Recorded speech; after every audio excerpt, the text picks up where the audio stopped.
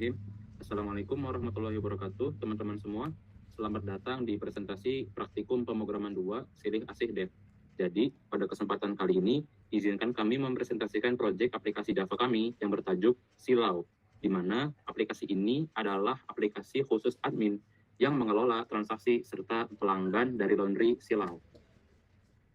Baik, sebelum kita masuk lebih dalam, izinkan saya memperkenalkan diri dan rekan tim saya terlebih dahulu.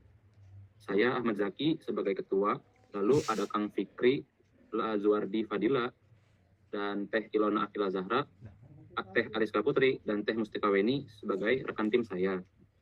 Baik, di sini kami akan menjelaskan struktur folder project aplikasi tim kelompok kami terlebih dahulu.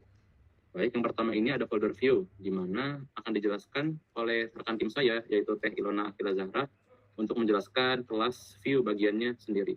Untuk Teh Ilona, saya persilahkan. Baik, terima kasih. Pada kesempatan proyek aplikasi laundry ini, saya mengerjakan beberapa kelas view, yaitu ada login view, admin view, dan mainframe. Kelas-kelas view ini berfungsi untuk menampilkan antarmuka yang digunakan oleh admin dalam menjalankan aplikasi.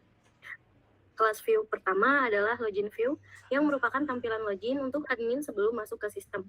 Di dalam kelas ini terdapat input username, password, dan tombol login. Ketika tombol login ditekan, kelas view akan meneruskan data ke controller untuk diproses. Lalu kelas view kedua adalah admin view, yang digunakan untuk mengelola data akun admin. Di dalamnya terdapat from input data dan tabel daftar admin, serta tombol untuk menyimpan, mengubah, menghapus, dan mereset data. Semua proses pengolahan data dilakukan oleh controller, sedangkan kelas view hanya mengatur tampilan dan interaksi pengguna. Lalu yang terakhir, kelas view ketiga adalah mainframe, yaitu tampilan utama setelah admin berhasil login. Kelas ini menampilkan menu navigasi di sebelah kiri dan area konten di tengah untuk menampilkan halaman sesuai menu yang dipilih, tanpa membuka jendela baru.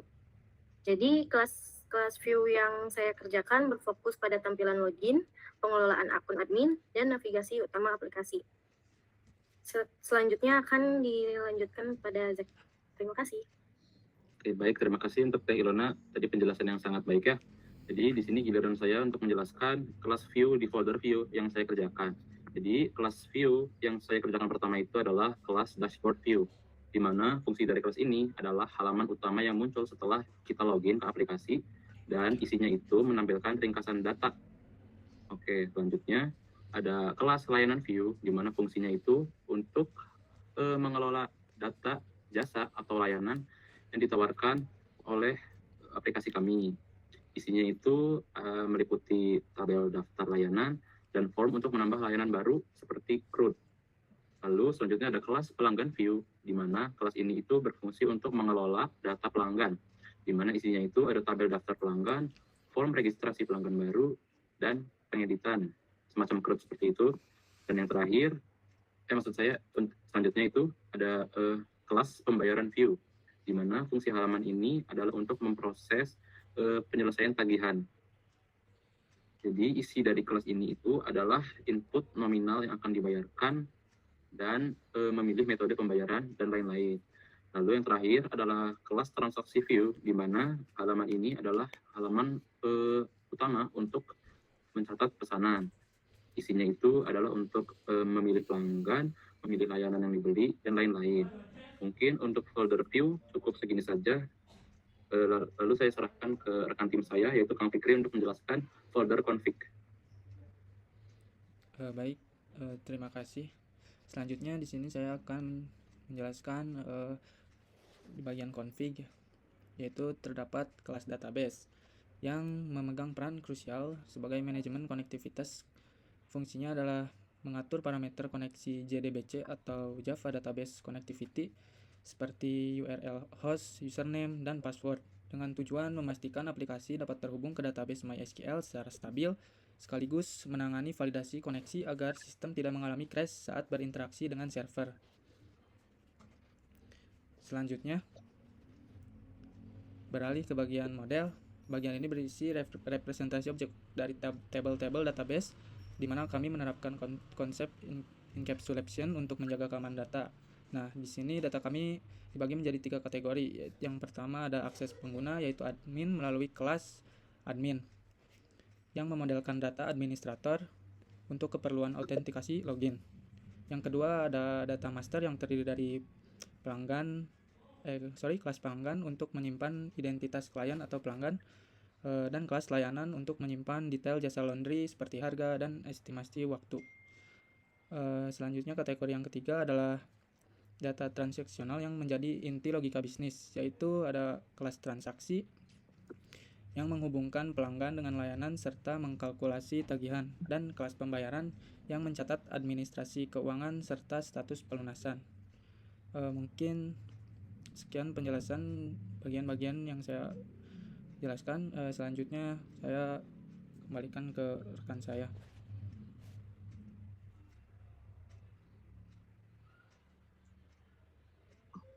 Oke, di sini selanjutnya itu struktur DAO atau Data Access Object. Ini untuk berinteraksi langsung dengan database agar folder lain seperti controller tidak perlu tahu detail query SQL-nya. Di sini ada 6 kelas, yaitu pertama admin DAO. Ini berfungsi keamanan dan kredensial seperti verifikasi login admin serta pemeliharaan data profil pengelola sistem. Kedua, dashboard DAO. Ini pengambilan data agregat dari berbagai tabel untuk menyajikan statistik visual seperti total pendapatan dan jumlah transaksi harian. Ketiga, layanan DAO. Ini bertanggung jawab penuh atas manajemen katalog jasa, mencakup pengaturan jenis layanan, pembaruan harga, hingga status ketersediaan layanan. Keempat, pelanggan DAO. Ini mengelola data entitas pelanggan secara menyeluruh, mulai dari pendaftaran member baru hingga pencarian riwayat data pelanggan untuk kebutuhan operasional. Yang kelima, pembayaran DAO. Ini mengelola catatan keuangan yang mencakup nominal, pembayaran, metode transaksi yang dipilih, hingga sinkronisasi perpasan. Untuk yang terakhir itu transaksi DAO. Ini operasional yang mengintegrasikan data pelanggan dan layanan untuk mencatat setiap proses pemesanan secara sistematis dan kronologis. Baik, terima kasih Teh Ariska. Mungkin selanjutnya akan dilanjutkan oleh Teh Mustika untuk menjelaskan folder controller. Baik, di sini saya akan menjelaskan tentang controller, di mana tugasnya itu meliputi validasi input pengguna, melakukan perhitungan secara otomatis, serta mengatur alat pertukaran data antar penampilan, logika bisnis, dan database. Yang pertama ada kelas login controller, di mana kelas itu berfungsi untuk mengecek input user. Jika kolom username atau password kosong, controller akan menahan proses dan memunculkan pesan peringatan. Terus yang kedua ada kelas dashboard controller, di mana kelas ini bertugas untuk menyajikan data statistik. Begitu aplikasi dibuka, fungsinya untuk menghitung total pemasukan, jumlah cucian yang sedang diproses, cucian selesai, dan jumlah pelanggan. Yang ketiga ada kelas admin controller, di mana kelas ini berfungsi untuk mengolah data pengguna yang bisa login ke sistem dan menangani operasi CRUD untuk admin, dan memastikan data sensitif seperti password tersimpan dengan benar ke database. Terus yang keempat ada pelanggan controller, di mana berfungsi untuk mengatur data laundry. Di sini menambahkan metode cari data dan pilih baris, di mana admin mengetik nama di kolom pencarian, controller otomatis memfilter tabel. Dan saat admin mengklik baris tabel, data otomatis masuk ke from edit tanpa perlu diedit ulang. Terus yang kelima adalah layanan controller, di mana kelas ini mengatur jenis-jenis laundry, seperti cuci kering, setrika, dan lain-lain. Fungsinya untuk memastikan harga per kilo tersimpan valid, di mana jika ada perubahan harga layanan, admin bisa mengeditnya dengan cepat melalui klik tabel dan simpan. Terus yang keenam ada transaksi controller, fungsinya untuk menangani input cucian masuk dan perhitungan biaya. Terus yang terakhir ada pembayaran controller, di mana kelas ini menangani pelunasan dan output dokumen. Fungsinya memproses pembayaran dan mencetak bukti. Fitur ini menggunakan metode cetak laporan, di mana controller akan mengambil data riwayat transaksi, menyusunnya dengan header dan footer, lalu mengubahnya menjadi format cetak PDF. Terus di sini juga ada kelas main yang berfungsi sebagai titik masuk utama untuk menjalankan seluruh sistem aplikasi laundry yang kita habis bangun. Kelas ini bertanggung jawab untuk memastikan kesiapan infrastruktur sebelum antarmuka pengguna muncul di layar. Yang pertama, program melakukan validasi koneksi ke database melalui kelas database untuk memastikan data bisa diakses dengan aman. Jika berhasil, pesan konfirmasi akan muncul di konsol sebagai penanda bahwa sistem siap digunakan. Terus yang terakhir, ada aspek visual dengan tampilan grafis Java Swing. Nah, di mana prosesnya untuk memanggil dan menampilkan login view, di mana mulai dari pengecekan teknis di latar belakang hingga pembukaan jendela login bagi pengguna. Mungkin sekian dari penjelasan dari saya. Oke, baik ya. Terima kasih untuk rekan tim saya yang sudah menjelaskan struktur folder dengan sangat baik. Baik, untuk sekarang, selanjutnya izinkan saya untuk melakukan live demo ya pada aplikasi kami. Langsung saja kita buka aplikasinya. Baik, ini adalah halaman utama ketika aplikasi kita dibuka, yaitu halaman login. Jadi di sini ada text field username, di mana jika kita isi username itu salah, misalkan Siti, dan passwordnya juga salah, maka akan muncul pop-up username atau password salah. Nah, jika benar, misalkan admin,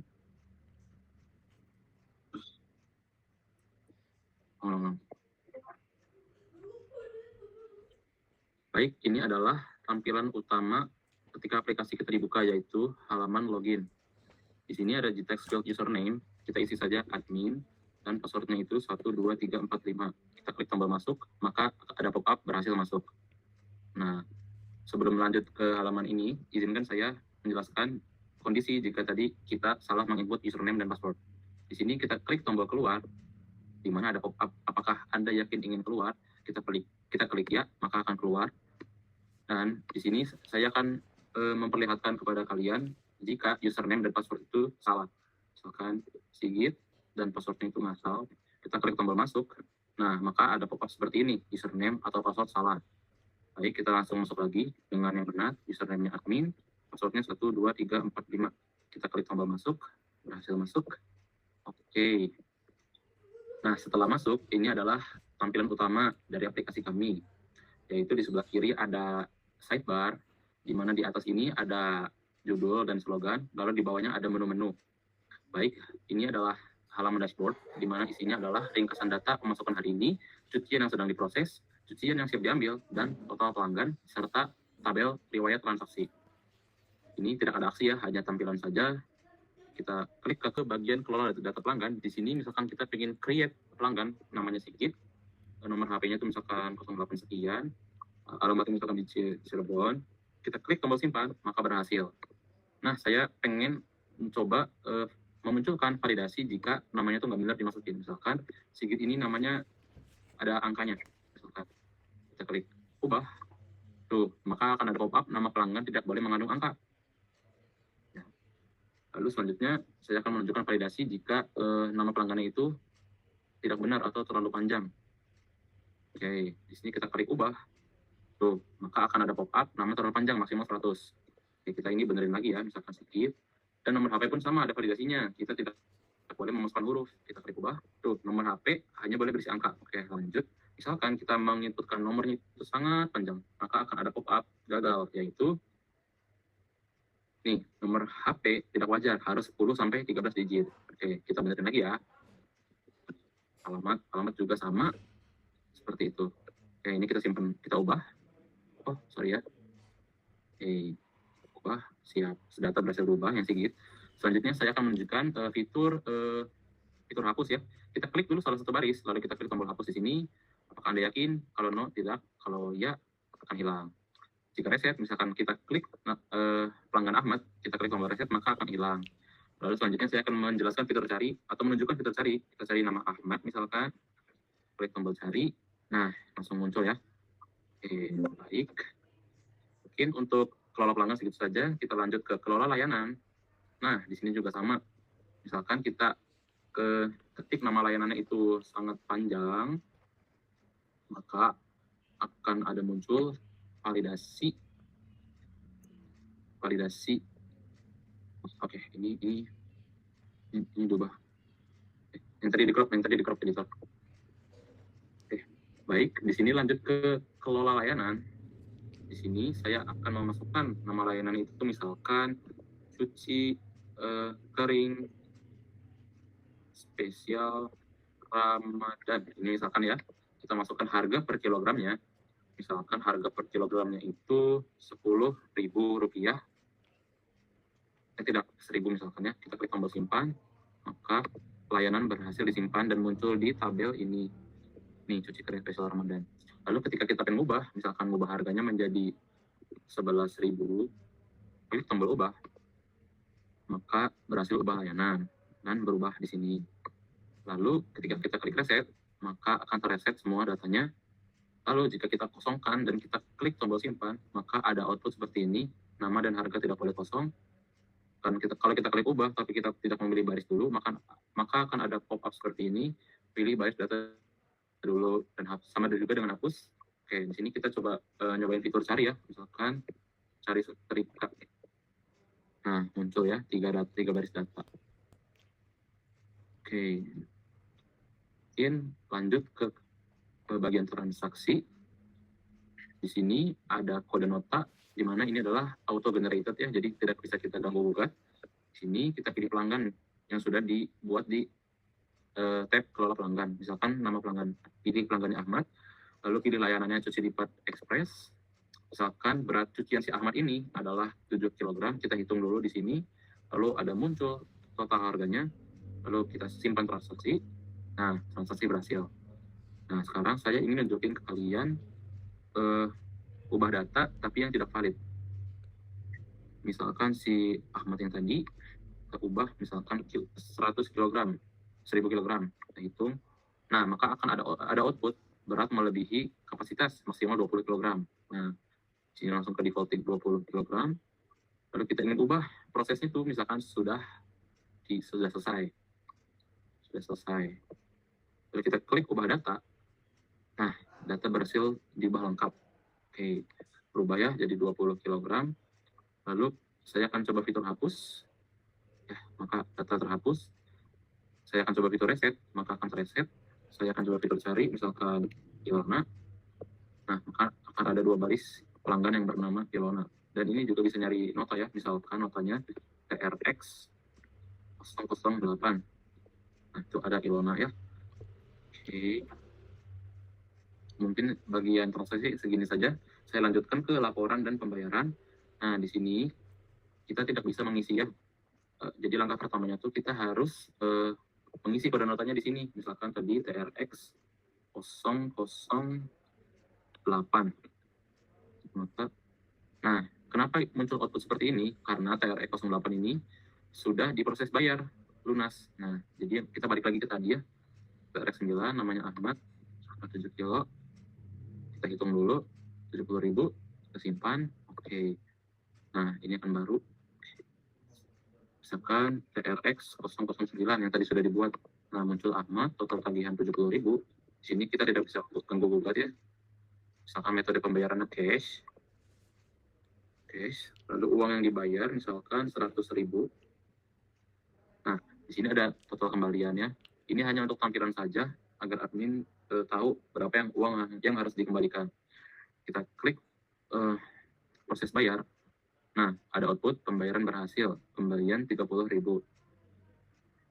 Jika kita klik tombol reset, kita misalkan TRX 009, kita cek, oke. Kita buat baru lagi ya di sini ya, misalkan beratnya 2, kita hitung, simpan, cek lagi, cek. Nah, kita klik reset, maka akan terreset.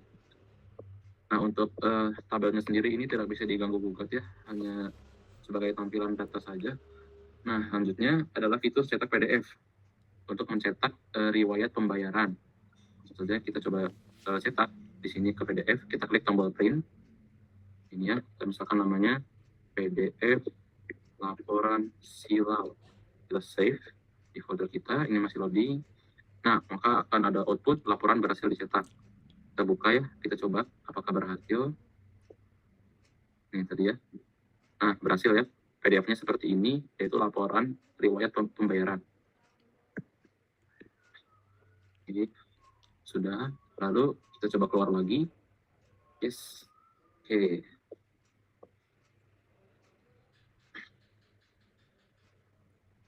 Oke, mungkin segitu saja yang dapat kelompok kami presentasikan. Kami mohon maaf bila banyak kekurangan dalam penyampaian. Wassalamualaikum warahmatullahi wabarakatuh.